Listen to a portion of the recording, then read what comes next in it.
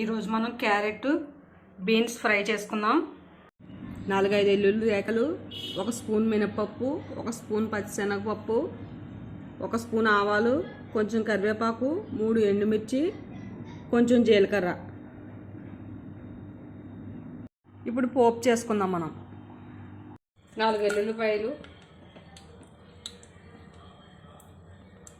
2 పచ్చిమిర్చి, కొంచెం ఆవాలు,